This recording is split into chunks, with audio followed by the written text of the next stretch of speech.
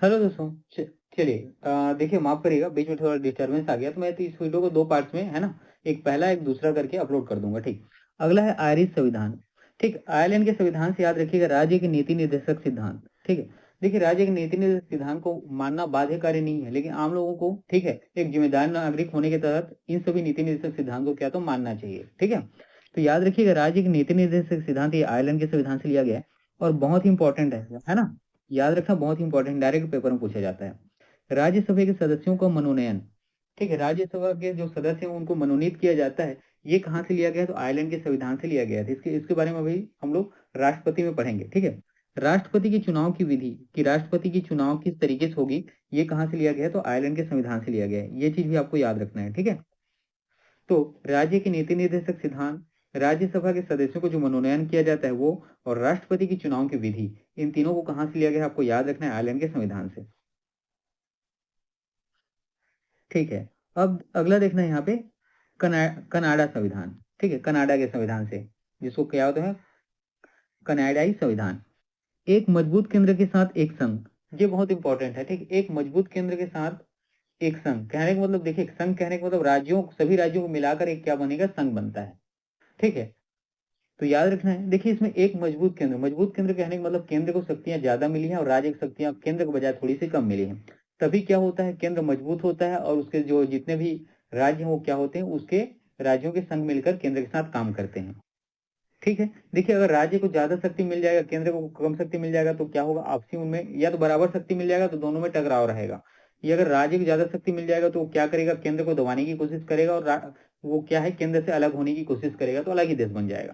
तो इसलिए केंद्र को कुछ मामलों में अधिक शक्ति प्रदान की गई है, और ताकि सभी राज्य उसके साथ बनकर रहें। ठीक है।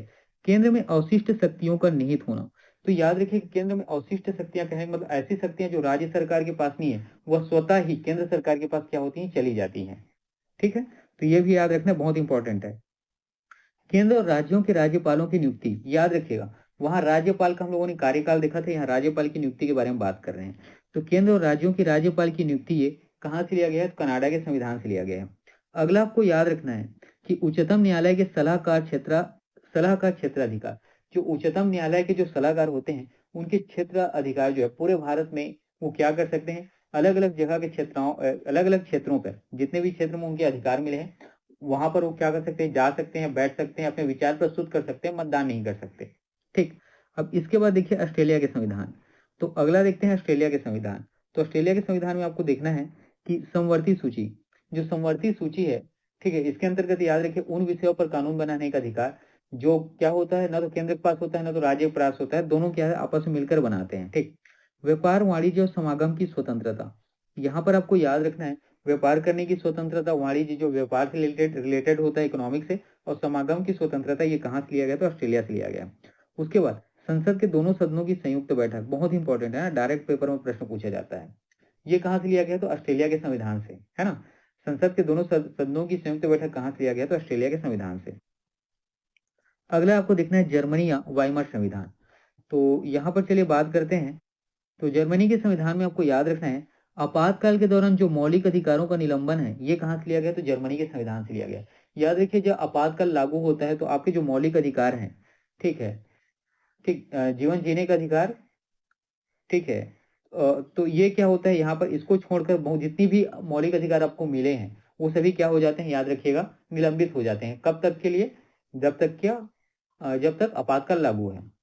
तो याद रखना इंपॉर्टेंट है ना। आपातकाल के दौरान मौलिक अधिकारों का निलंबन ये कहाँ से लिया गया है? तो जर्मनी से। उसी प्रकार यूएसएसआर मतलब पूर्व सोवियत संघ, जिसको वर्तमान में रूस के नाम से जाना जाता है, याद रखिएगा, यहाँ से मौलिक कर्तव्य को लिया गया है। ठीक है। मौलिक कर्तव्य को कहाँ से लिया गया है? तो रूस से। ठीक है। उद्देशिका जो प्रस्तावना में जो न्याय की बात की गई है, सामाजिक, आर्थिक या राजनीतिक, तो इनके आदर्श भी कहाँ से लिए गए हैं? ये सब लिए कहाँ गए हैं? तो ये रूस से। ठीक है। उद्देशिका प्रस्तावना में जो न्याय की बात की गई है, सामाजिक, आर्थिक और राजनीतिक न्याय की, ये कहाँ से लिया गया है? तो पूर्व सोवियत संघ, रूस से लिया गया है। ठीक। अब इसके बाद देखिए फ्रांसीसी संविधान। तो फ्रांसीसी संविधान में आपको याद रखना है कि गणराज्य और उद्देशिका में स्वतंत्रता, समानता और बंधुत्व, याद रखिएगा, ये सब स्वतंत्रता, समानता और बंधुत्व मतलब आपसी भाईचारे, ये आदर्श कहाँ से लिया गया है? तो ये लिया गया फ्रांस के संविधान से लिया गया है। स्वतंत्रता, समानता और बंधुत्व कहाँ से लिया गया? तो फ्रांस के संविधान से लिया गया। अब दक्षिण अफ्रीका में याद रखिएगा, संविधान में संशोधन की प्रक्रिया ये कहाँ से ली गई है? तो दक्षिण अफ्रीका से, है ना। हमारे संविधान में जो संशोधन कर अन्य अनुच्छेद, ठीक है, जो जोड़ा जाता है, ठीक है, अलग भाग में शामिल किया जाता है, वो उस सभी प्रक्रिया को कहाँ से लिया गया? तो दक्षिण अफ्रीका के संविधान से। राज्यसभा के सदस्यों की स्वतंत्रता, ठीक है, राज्यसभा के सदस्यों को जो स्वतंत्रता मिले हैं, ये कहाँ से? तो मूल रूप से दक्षिण अफ्रीका के संविधान से लिया गया है, ठीक है। अगला आपको याद रखना है जापानी संविधान। तो याद रखिएगा, विधि द्वारा स्थापित प्रक्रिया, ये प्रश्न कई बार पूछा गया है ना। विधि द्वारा स्थापित प्रक्रिया ये कहाँ से लिया गया है? तो जापान के संविधान से लिया गया है। तो ठीक है दोस्तों, आज का क्लास इतना ही। मैं 2 वीडियो अपलोड करूंगा, ठीक है। बीच में थोड़ा सा डिस्टर्बेंस आ गया था, तो आप दोनों को ही देखेंगे। और याद रखिए ये टॉपिक इंपॉर्टेंट है ना, यहाँ से प्रश्न आपको जरूर देखने को मिलते हैं, ठीक है।